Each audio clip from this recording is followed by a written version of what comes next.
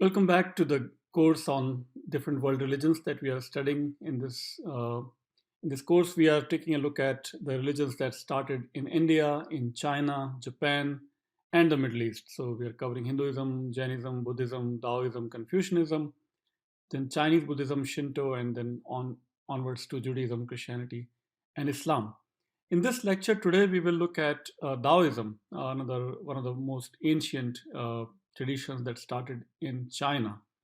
One of my favorite as well. Daoism fascinates me because of its some interesting insights into the nature and how humans are to live in harmony with nature and so on. Let's look at let's follow along the presentation as well that I've shared online. Um, so Taoism can be called as teaching of the Tao, the way. It has two early texts to begin with. Now, Asian cultures do not really have the idea of scripture, so to speak. There is no one author or one prophet that has given these scriptures that has received these scriptures from God, and they are not really on the earth to pass on these scriptures to the humanity. Something that has happened in Judaism, Christianity, and Islam, but not here in Asia, in China also. So in China, what we have is the two early texts. One of them is called as the Tao Te Ching or Tao Te Ching. The other one is called as the Chuangzi. Now, Chuangzi is also the name of the person who supposedly composed this text. Tao Te Ching, in turn, is supposed to have been composed by a mysterious, mystical person called Lao Tzu. Lao Tzu literally simply means an old man. And there are several legends and stories about Lao Tzu. Some say that he lived as long as 200 years of age. Some say that he was born as an old man. He was always, since his childhood, since his birth, he was an old man. Now that could symbolically mean that even in his childhood, he was very mature and wise person. Uh, uh, the book that we attribute to Lao Tzu, the book Tao Te Ching, is a very very small, short, concise book. You can Google for the book itself. It's a very small PDF for Tao Te Ching. It has just 5,000 Chinese characters, and the legend goes that when Lao Tzu is too old, he is about to retire into the mountains, supposedly somewhere in Tibet. uh, so as he's leaving the mainland and trying to disappear into these mountains in Tibet, the gatekeepers of the mainland, China, they stop him and request him to give them at least something in writing as a token, as a summary, as a final departing thoughts, if you will. So So Lao Tzu, reluctantly, apparently, he sits down and composed this text called Tao Te Ching, and that has become one of the foundational texts of the history of Taoism in China or Chinese culture in general. It has 81 chapters. Uh, Tao Ching, the first part is called as, with 37 chapters, and Te Ching, which has the 44 chapters. So total 81 chapters. It has creates an image of a utopian region, supposedly China. It has a lot of advices for the ruler, and so we'll take a look at the deeper insights on some of these teachings that have become the foundation for Taoism for these thousands of years. The other second major text that we are going to take a look at is Chuangzi or Zhuangzi. Is spelled in multiple ways. And that one has that's written in prose. It has four layers in it: logic, primitivism, syncretism, and egotism. These are the two main texts, again, Tao Te Ching and Chuangzi. So Taoist religious movements in its history, on slide 3, as we have listed here, it can be called as a way of the celestial masters. It became really prominent in 2nd century CE, but we don't know when it started actually, Taoism, when it started, or when did Lao Tzu or Chuangzi, when did they live, what was the time period, we don't really know for sure. Historians are not unanimous on the origin, birth, or place or the time of these two figures, Chuangzu and Tao Te Ching. As is common across India, China, and Japan, the historicity of the texts, historicity of the key figures is not that crucial. What is celebrated and what is preserved is the wisdom that is coming to us from these texts, from these figures. So so Taoism is no exception. It's similar to Hinduism in that way that we don't know when Hinduism started. We don't know when Taoism started. We don't know when Shinto started in Japan. We don't know when Jainism started in India. Uh, so these are some commonalities about the historicity of Rama and Krishna in India and Lao Tzu and Chuangzu in Japan. So coming back to Taoism now. So Way of the Celestial Master, slide 3. It's also known as the Way of the Five Pecks of Rice because of the five major books that it celebrates, probably. It's based on divine human contact, revelation, if you will. But again, we don't know who was the key person that received these divine messages. There is no really one unanimous opinion or conclusion on that matter. Uh, Daoism, since beginning, apparently maintained connection with politics. It has a lot of advices for rulers and kings of the time of its time period. Priests remained dominant religious figures in this Taoist religious movements, and also the two important concepts that we have are ethics and immortal figures. It coexisted with Buddhism and Confucianism, with some polemics, debates with each other. Again, like in India, where Hinduism, Buddhism, and Jainism coexisted for the most part without much conflicts, but there were a lot of discussions and debates. Something similar happened in China as well among Taoism, Buddhism, and Confucianism. Uh, in Chinese system, king establishes the social order through actionless action. That's a key Taoist concept. Wu Wei, Wu, W-U, and W-E-I, Wu Wei. Wu Wei literally simply means actionless action. It allows for natural development. The king should not interfere into daily business of his kingdom. Let things happen naturally, let things happen without much interference. Do not fry the small fish, as one of the sayings goes in China. If you fry a very small fish, you might just burn it. Similarly, if king is interfering too much into the daily affairs of his kingdom, of his people, he might do more harm than good for his people. That's the key message of Dao's political message. Uh, then some other key concepts, as we already saw Wu Wei on slide 4 now, which means no purpose, spontaneous action. Spontaneity is highly celebrated in Taoism rather than a very well planned, too much based on ethics and rules. The decisions should not be too rigid based on strict rules, but they should be very spontaneous, is what the message of Taoism is. It can be compared to Confucius morality or Bhagavad Gita's Karma Yoga, where the outcome, for example, in the Bhagavad Gita, the outcome is not crucial. What you do is you focus on your that particular moment of your action without worrying on the future.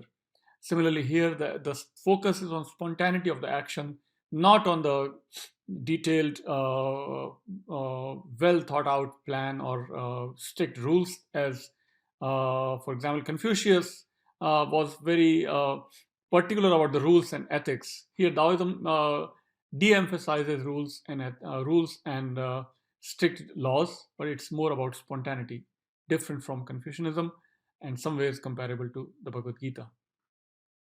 Wu Ming means no name, very again very highly spontaneous. Okay, and feminine role in Lao Tzu, Tao Te Ching. So feminine qualities are highly celebrated in Taoism. Water is stronger than stone, according to Taoism, because water, when it makes an impact, it does it without making too much fuss about it, very silently, in a very subtle way. Water is water appears probably weaker than stone, but the impact that it makes is much deeper, much more permanent. Taoism also celebrates the qualities such as weak, baby like qualities of a baby. Spontaneity, we already saw. Submissive. So Taoism, in a way, equates feminine qualities with submissiveness, gentleness, weakness, spontaneity,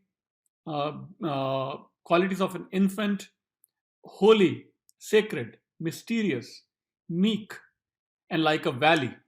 So Taoism says that instead of being like a mountain, very strong and rigid and arrogant in a way, be very submissive, mysterious, meek, gentle, submissive, like a valley that accepts everything. Unlike mountain that strong, that stands strong and rigid, but uh, it can get destroyed, for example, in an earthquake. But the valley will remain permanent. Valley is more receptive. Valley is more open and in a way mysterious and gentle, and has the feminine qualities. Taoism then again goes on to celebrate the qualities of an empty cup or a vessel, because again it has the qualities of receptivity. Taoism celebrates the qualities of a womb, which is like an origin of the universe. So that's how people should be, that they should be always full of creativity and a spontaneity. It can create new things if you have the qualities of a womb, for example, that again a feminine quality that Taoism celebrates, that can originate new things and new qualities in the universe. Taoism says that you should know masculinity, but you should be like feminine, like a woman. You should be aware of the masculine qualities, but you should really become, you should really imbibe the feminine qualities. And then flow with Tao, flexibility. Be very flexible, be very gentle, be an uncarved wooden block. Be just go with the flow of the nature, flow of the river. Do not be an obstructionist. Do not try to go against the nature. Do not try to be like a mountain. Be like a, again, like a valley, like a, again, with the feminine qualities, receptive and gentle and soft and meek and mysterious and holy. So key concepts that are very, very popular across the world now. Taoism stands for two complementary, not the opposing qualities, but complementary qualities of yin and yang, slide 5. Yin represents the dark, the mysterious, the feminine. Yang represents the bright, the concrete, the masculine. But both are again complementary, they are not opposing. It celebrates namelessness and linguistic inadequacy. Language cannot express the truth in the nature. Language has its own limitations. When we name a thing, we lose the we lose some parts of that phenomenon. As soon as we name a thing, we are we are limiting that phenomenon into linguistic boundaries, which never serves its purpose. It can never really do complete justice to the reality of that phenomenon. So namelessness is celebrated in Taoism, and linguistic inadequacy is highly recognized in Taoism. Some other key concepts that Taoism teaches is the qualities of an ideal ruler. How should a ruler be? Ruler should have an empty mind and full belly. His mind should always be without prejudices. It should be empty. It should be blank. But his socio-economic, political cravings, needs should be satisfied. So ruler should be uninvolved. Wu Wei again. Non-intrusive. He should not be intrusive into the daily affairs of his people. It should be self-governed. The society, the kingdom, the empire should be self-governed. Instead of forcing the laws from top to bottom, it should all be very spontaneous, should be very self-governed.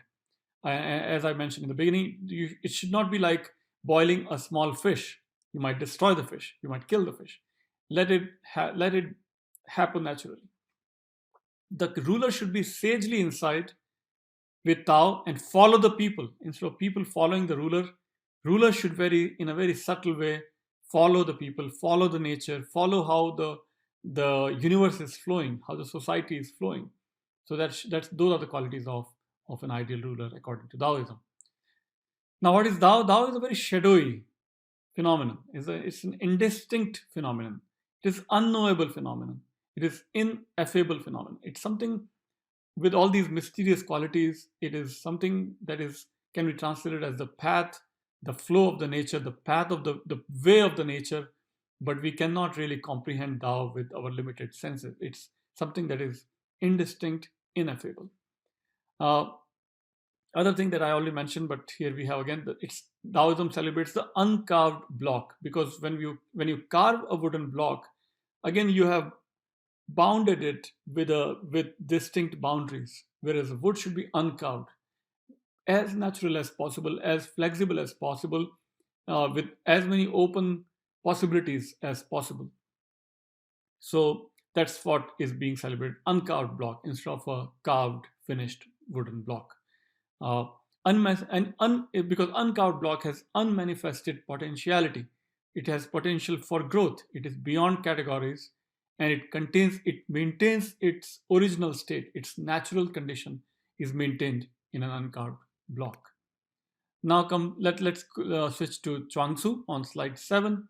Chuangzu celebrates moral values, equality of things, more personal, less political. Taoism was more about advising the ruler. Chuangzu seems to be more towards personal development, less political. Again, but like Tao Te Ching, it also has no moral system, no hard positions. Virtue is equated with no virtue. Again, no rules and no ethics, no top to down, top to bottom enforcement of the rules or laws. It's very spontaneous and very natural in that way. One of the most common, most famous, celebrated stories that Chuangzu is equated with is the story of the butterfly that he dreams. In his dream, Chuangzu himself sees a butterfly. But when he wakes up from the dream, he is shocked, he is surprised. Whether right now, after this dream, in so called waking state, how do I know if I'm awake right now? What if this whole life is a dream? And what if we will someday wake up from this awakened state, and then we'll realize that what we were referring to as our state of awakening was actually a state of dreaming. Because when we are dreaming, that time we feel that that's the reality. Similarly, right now, as I'm speaking to you, I might consider that I'm awake and I'm very much aware of what's going on around me. But what if I am still in my dream and I'm just speaking here, but it may be all part of a long dream. Who knows? So that's kind of sort of scenario Chuangzu presents to us, and he says, and eventually he equates himself with a butterfly. Just as I saw a butterfly in my dream, he says, maybe butterfly might right now be sleeping. That butterfly might be dreaming about me. So maybe in the end, I am the butterfly, or butterfly and my state are same, because a butterfly can also dream and I can also dream, and I can dream a butterfly, butterfly can dream me. So that's kind of interesting scenario that he paints, comparison of reality and dream state and a state of awakening and so on. Very interesting. Death is part of continuous natural transformation, and he dances. The story goes that he dances at his wife's death because he considers death to be not the final end. It's a process, it's a long process. Death is simply a milestone in a long journey. It's a state of natural transformation, kind of what we have seen in Hinduism, Buddhism, that Jainism, that reincarnation continues our journey forever in the future also, until we get the moksha or liberation in Hinduism, Buddhism, Jainism. Uh, Ideas of religious cultivation are also presented by Chuangzu, where he emphasizes the practices of fasting, again, like Hindu, Buddhist, Jain practice of fasting, control on the food, breath control, body postures like yoga. And then there are other stories like butcher story, where when a butcher is slaughtering the animals, his mind should be extremely concentrated. His mind should not be wavering. So the concentration is the quality that we can learn even from a butcher. So that's what we get from Chuangzu. And finally, if we compare Taoism with Confucianism, Both have been largely contemporary for thousands of years in China. Both have developed in the same geography, same region of the world, of the main in the mainland China. Confucianism, if it is more about involving with the world, Daoism is more towards obscurement of or staying somewhat aloof or away from the world. Daoism celebrates way of civilization and cosmic truth. Daoism celebrates cosmic truth as well. However, Confucianism is about more concrete rules and laws. Daoism is much more abstract. Confucianism teaches one to cultivate Ren, the attitude, through Li, the rites.